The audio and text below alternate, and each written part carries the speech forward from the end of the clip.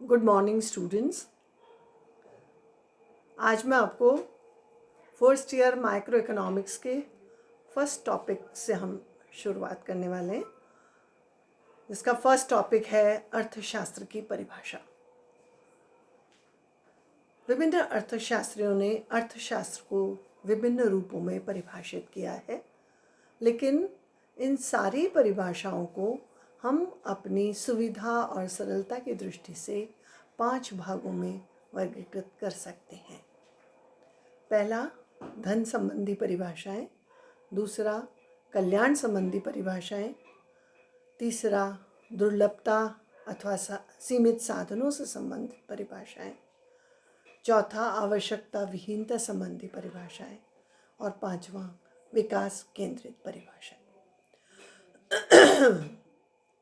जो धन संबंधी परिभाषाएं हैं, जो पहला ग्रुप है परिभाषाओं का, वो एडम स्मिथ, जेबी से, सीनियर जेएस मिल इत्यादि ने दिया है। दूसरा ग्रुप जो कल्याण संबंधी परिभाषाओं का है, वो मार्शल, पीगू, कैनन इत्यादि अर्थशास्त्रियों ने दिया है। और तीसरा ग्रुप जो दुर्लभता, सीमित साधन संबंधी परिभाषाओं का है, वो डॉक्टर रॉबिन्स ने दिया है। और चौथा, आवश्यकता विहीनता संबंधी परिभाषाएं जेके मेहता के द्वारा दी गई है। और आधुनिक अथवा विकास केंद्रित परिभाषाएं प्रोफेसर सैमुएल्सन ने दी हैं।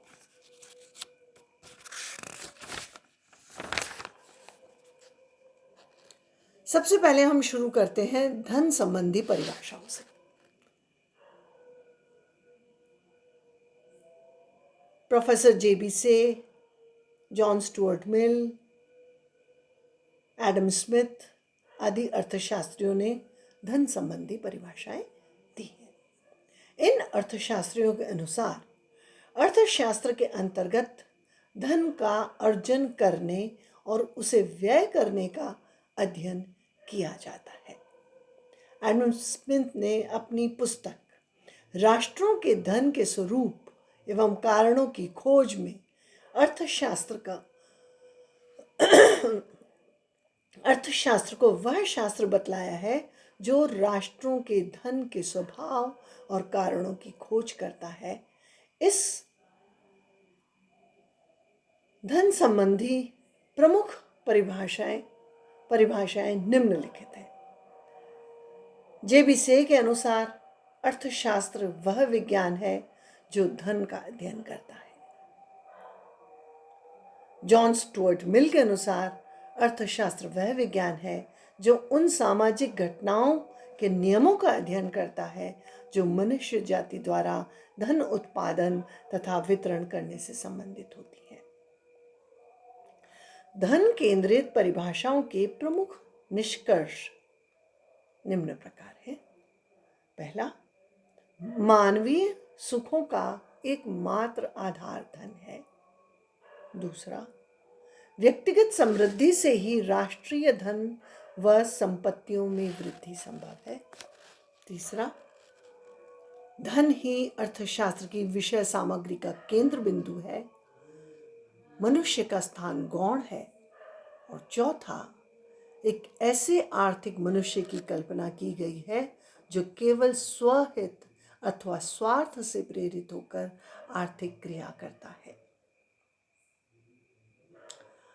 इस धन से संबंधी परिभाषाओं की आलोचनाएं की गई हैं, जिसमें पहला है, इन परिभाषाओं में धन पर आवश्यकता से अधिक बल दिया गया है। इसमें धन का संकुचित अर्थ लिया गया है। इसमें मानवीय कल्याण को गौण माना गया है, गौण कर दिया गया है। अर्थशास्त्र के क्षेत्र को संकुचित कर दिया गया है। अर्थशास्त्र को मात्र धन का शास्त्र मानने के कारण इसका अध्ययन क्षेत्र अत्यंत संकीर्ण हो गया है और इसमें आर्थिक मानव की निराधार कल्पना की गई है।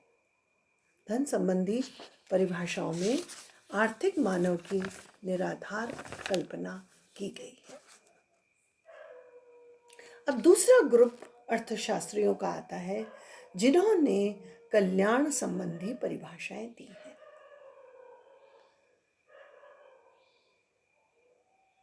एडम स्मिथ और इसके अनुयायियों ने अर्थशास्त्र को धन का शास्त्र बताया था, लेकिन इसके बाद में आने वाले अर्थशास्त्रियों ने इसे कल्याण संबंधी अर्थशास्त्र बताया। सर्वप्रथम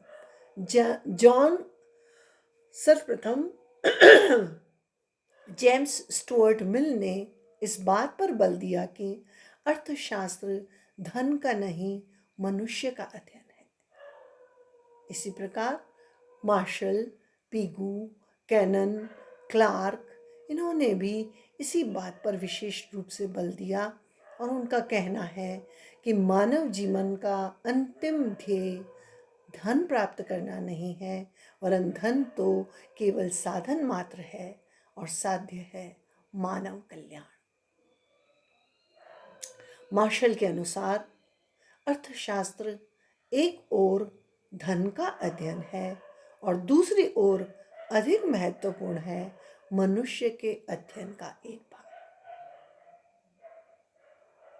मार्शल अथवा कल्याण संबंधी परिभाषाओं की व्याख्या हम इस प्रकार कर सकते हैं। इसकी जो विशेषताएं हैं, मुख्य रूप से इसकी जो विशेषताएं हैं वो इस प्रकार है। पहला, मानव की प्रधानता। इन परिभाषाओं ने मानव को प्रधान माना है। दूसरा, सामाजिक एवं वास्तविक मानव का अध्ययन। तीसरा, मनुष्य के भौतिक कल्याण का अध्ययन। चौथा, सामान्य वास्तविक क्रियाओं का अध्ययन। पांचवा, मुद्रा द्वारा भौतिक कल्याण का माप किया जाता है। और इसके बाद है, यह अध्ययन अत्यंत ही वैज्ञानिक अध्ययन है। इसमें अर्थशास्त्र को कला एवं विज्ञान दोनों माना है। मार्शल के अनुसार अर्थशास्त्र वास्तविक विज्ञान एवं कला दोनों है, क्योंकि इसमें सिद्धांतों का क्रमबद्ध अध्ययन किया जाता है, इसलिए यह वास्तविक विज्ञान है। यह आदर्श विज्ञान भी है, क्योंकि इसमें आदर्शों का अध्ययन किया जाता है जिनसे मनुष्य के भौतिक कल्याण में वृद्धि होती है, किंतु आदर्शों को मानव कल्याण में वृद्धि के लिए कार्य रूप में परिणत करना आवश्यक है। अतः यह कला भी है। कई अर्थशास्त्रियों ने कल्याण केंद्रित परिभाषाओं की आलोचना भी दी है। उनका कहना है कि कल्याण को मापना असंभव है। केवल सामाजिक व्यक्तियों की क्रियाओं का ही अध्ययन किया गया है। जो कल्याण केंद्रित परिभाषाएं हैं, इनमें केवल सामाजिक व्यक्तियों की क्रियाओं का ही अध्ययन किया गया है।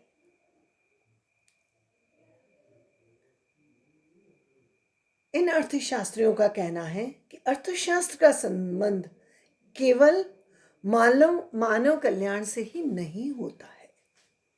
अर्थशास्त्र उद्देश्यों के प्रति तटस्थ है। इसी प्रकार आगे आने वाले अर्थशास्त्रियों का कहना है, जिसमें रॉबिन्स प्रमुख हैं, कि मार्शल की परिभाषा बहुत ही संकुचित है। मार्शल के अनुसार अनार्थिक क्रियाओं का अर्थशास्त्र में अध्ययन नहीं किया जाता, न ही एकांत में निवास करने वाले मनुष्य की क्रियाओं का अध्ययन होता है। अर्थशास्त्र का भौतिक कल्याण से संबंध जोड़ा है, जो कि अनुचित है, क्योंकि मानवीय कल्याण एक मनोवैज्ञानिक धारणा है जो समय, स्थान एवं परिस्थितियों के साथ परिवर्तनीय है। कुछ आर्थिक क्रियाएं ऐसी होती हैं जिनमें वृद्धि से मानवीय कल्याण में कमी होती है, जैसे नशीली वस्तुओं का उत्पादन।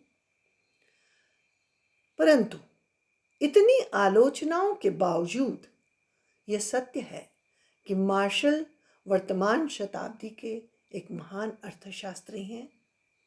अर्थशास्त्र को मानव कल्याण से संबंधित करने तथा इसके अध्ययन को अधिक व्यवहारिक तथा नीतिपरक बनाने का श्रेय मार्शल को ही जाता है। आज के लिए इतना है।